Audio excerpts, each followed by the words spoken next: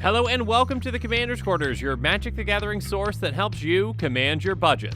This show and episodes like this one are possible thanks to viewers like you. If you're looking for an easy way to help support this show, make sure that you like, share, and subscribe. Also, hit that bell notification icon so you don't miss any new episodes. You can also go check out our playmats and other merchandise at thecommandersquarters.com. Another easy way to support this show is with our TCG Player affiliate links. So whether you're buying a deck or individual cards, you can use this general link right here or one in the description. And the final way that you can support this show is by supporting us directly by becoming a patron. There are many benefits to being a patron, and I truly couldn't do this without all their support. Hey everyone, Mitch coming in from the Commander's Core studio. Welcome to the show. So today's episode is about the tokens that don't exist, and admittedly, this is a pretty strange episode. I never thought about doing an episode like this, but after finding out that a certain token didn't exist, and then another one, well, things kind of snowballed from there. It's actually pretty crazy. There are an absurd amount of tokens in Magic that actually don't exist. Now, there are hundreds of actual tokens that are out there. But there are certain cards that make tokens that, well, are outside of those. So we don't have an actual physical copy of that token. Now, the images for the tokens that I'm going to be showing in this video are proxies that only exist on Magic the Gathering Online and do not exist in paper. So again, if you want one of these in paper, you're out of luck. So get your dry erase cards and markers ready, and let's jump into it.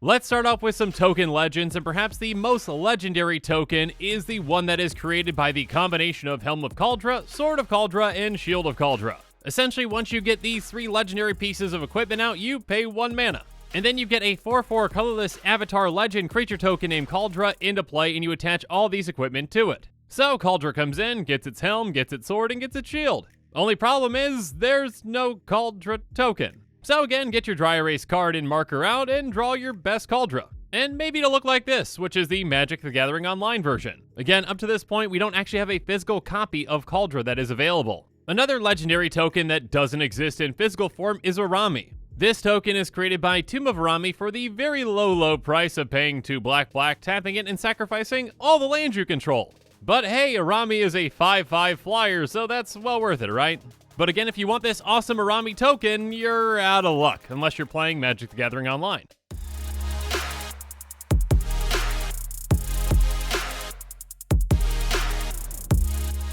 Now, we actually have some legendary creatures out there that do make tokens, and if you play one of these as your commander, you probably are well aware that that token doesn't exist.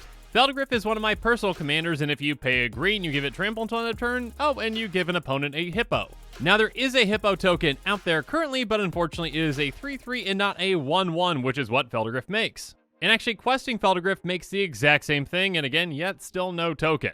But again, if you're playing a Feldgriff deck like me, you are well aware of this, and you either use a different token, or you're really good at dry erase markering quickly and making people a lot of hippos. Another commander that makes tokens, but we don't have those tokens, is Sekuar Deathkeeper. Like another card, Balduvian Dead, it makes a 3/1 Graveborn creature token with haste. But again, with either of these cards, you're going to have to make your own tokens. And perhaps they can look a little friendlier than this guy. Next up, there's the incredibly expensive commander, Hazezon Tamar, which is currently over $200. Now, as expensive of a commander as that is, currently there aren't any Sin Warrior creature tokens. But if you're willing to dish out the money for this commander, you're probably willing to dish out a little extra for some custom tokens. Or, again, dry erase markers and dry erase cards. And with that budget, you might even be able to get some drawing lessons as well. Next up, we've got Boris Devilboon, which let's just stop right there. That might be the weirdest name in Magic's history. Regardless, Boris makes 1/1 minor demon creature tokens, and yeah, those don't exist. There are definitely demons out there that do exist, although I doubt any of them are actually 1/1s, but yeah, minor demons are not currently a token. And yet another commander with a Yobi who split the heavens is unfortunately missing its physical tokens. There are plenty of spirit tokens out there, but unfortunately none of them are 3/3s with flying. And speaking of spirits, there's also Tatsumatsu the Dragon Fang. By paying 6 and exiling, you make a 5/5 blue flying dragon spirit creature token. Or in this case, you draw one to the best of your ability. Now, the last card in this category shouldn't be grouped in this category technically, but I'm gonna be doing it anyways. Because this creature actually showed up in my episode, Creatures That Should Be Legendary, and I still definitely believe that it should be legendary and needs to be errated at some point, so here we go. Doombrew Nephilim is one of the 5 legendary but not legendary Nephilim. And this one has, when it deals combat damage to a player, you put a 1/1 colorless sand creature token into play for each land you control. Now, what does a sand creature token look like? Well, maybe this. But again, unless you're playing Magic the Gathering Online, your drawing's probably going to look more like a sand pile or something. And getting attacked by a bunch of piles of sand is actually pretty funny.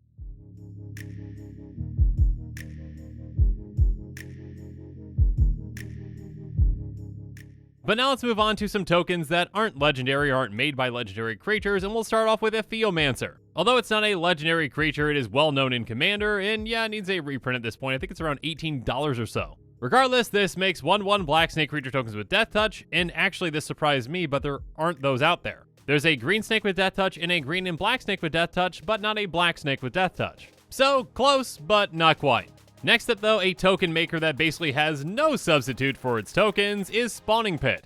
This makes 2/2 spawn artifact creature tokens, and if you want to see what one looked like, it might look like this. Or whatever your imagination says, because again, you've got to draw it. Or how about the powerful Saproling Burst, which really lives up to its name. It makes a lot of Saprolings, very quickly in fact. There are plenty of 1/1 Saproling tokens out there in Magic, but this one's not a 1/1.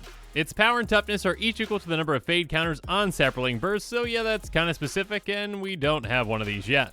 Next up, if you ever played the card Summoning Station and use it to make a 2/2 colorless pincher, you might have wondered what it looked like, and it might look like one of these. It has pinchers. Who knew? Next up, how about the card Firecat Blitz, which makes a ton of cats. Now, there are a ton of cat tokens out there, and in fact, according to Scryfall, there are 14, but none of those are 1/1 cats with haste that are red.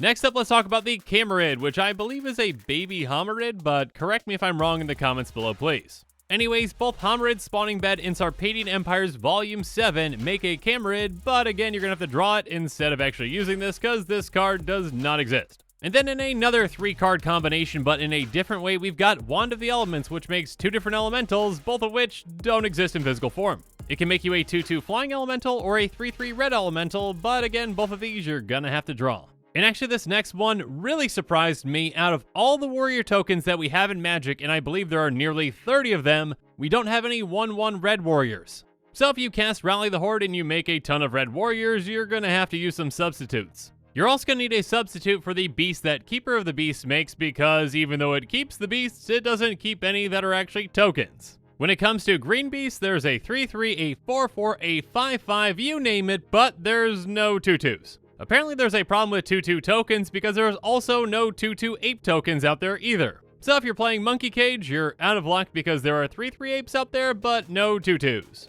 Next up, if you happen to be playing Hunted Lamassu and you give one of your opponents a horror token, it's not gonna be this one, because this one's on Magic the Gathering Online. So best of luck trying to draw all the detail on this terrifying thing with your marker.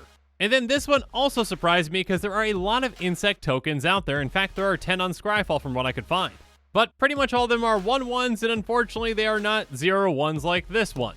And yes, although some of these cards were errated for the creature type that they produce, the token was not made for them still. And then next up, we've got Infernal Genesis that makes 1/1 black minion creature tokens that don't exist. Although if you've ever seen Despicable Me, I'm sure you're going to make a different minion than this one. In fact, I think that could be an amazing proxy version for that token. Anyways, next up we've got Starfish, because Spiny Starfish is one of the 2 starfish that actually exist in Magic, and we've got a token that does not. That token is a 0/1, and again, like those minions, I'm sure going to draw something different, like maybe Patrick Star from SpongeBob as your token. And speaking of 0/1s, we've got Caribou, made by Caribou Range. And being from Minnesota, I can only think about Caribou Coffee when I see this, so go ahead and draw your Dark Roast Caribou Coffee token or whatnot. Next up, we've got Penumbra Bobcat, which when it dies, you get a 2/1 black cat creature token, and although there are many cats again, not one that is this. Similarly, there's Penumbra Kavu, a 3/3, which when it dies, you make a 3/3 black Kavu, and again, you're going to have to draw this one because it does not exist. And of course, Penumbra Bobcat and Kavu are very jealous because Penumbra Spider and Worm have their tokens. Next up, there's Broken Visage, which apparently shows a unicorn getting its head blown off by a lightning bolt, and it makes a Star Spirit. So again, with that spirit, draw whatever you want, because this actual card does not exist in physical form. Next up, let's talk about Basalt Golem, which makes a 0/2 artifact creature wall with Defender, but yeah, there's not one of those out there. There was a 0/4 made recently by the Birth of Meltis, so maybe we'll get one of these someday, but not quite just yet. One that we're probably never going to get is Bottle of Sulamon's 5/5 flying artifact creature Djinn. To my knowledge, the only Djinn token that we have out there is a 2/2 Djinn Monk with flying. so not quite the same thing. Another one that we might not get is the adorable little pest made by Nuisance Engine. It's a 0-1. It might be adorable, but it only exists digitally and in your imagination. And then next up, not so adorably, we've got the Murder Hornets, or the Wireflies, which are made by Wirefly Hive. These are 2/2 artifact creature insects with flying, and if you lose a flip, you lose them all. And then another artifact without a physical token is Gemini Engine. When it attacks, it makes a twin of itself, so good luck drawing this thing. And then next up, we've got Diamond Kaleidoscope, which makes a Prism token, which apparently is this 0-1 bird human thingy. Or how about Tetravus, which makes Tetravites, which makes a lot more sense. Now, these Tetravites are 1/1 artifact creatures with flying, and also they can't be enchanted.